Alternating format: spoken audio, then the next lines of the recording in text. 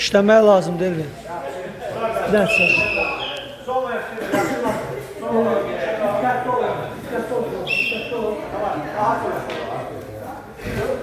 Tükten ayakları tüktüyse.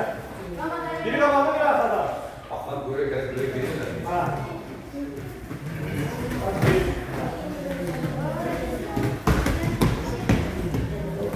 Ama bu ne ya? Kaç gün düz ha?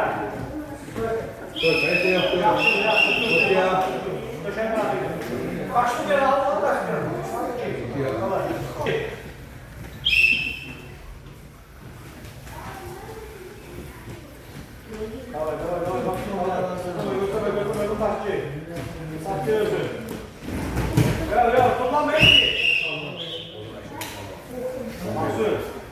Kullanma, ayağına gir.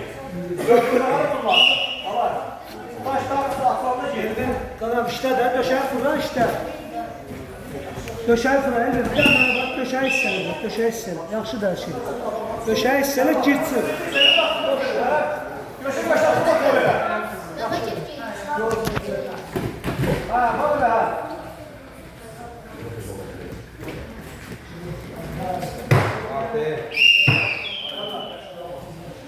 Bir fark etmez. Şey oldu.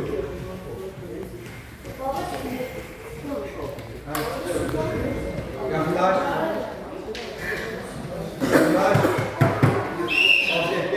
Yaklaş. Bana kol mu ver?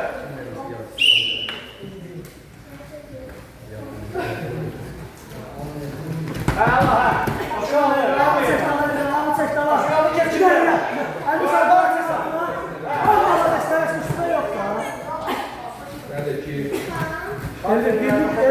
Birlik kahvenin altında, birlik oturun altında.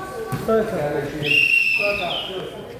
Elvin, birlik kahvenin altında, birlik oturun altında. Dur işte, dur işte.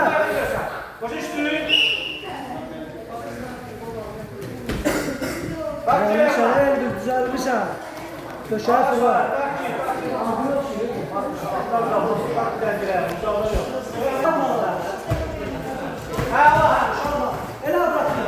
Kaç kamera, kaç sürüş kamera.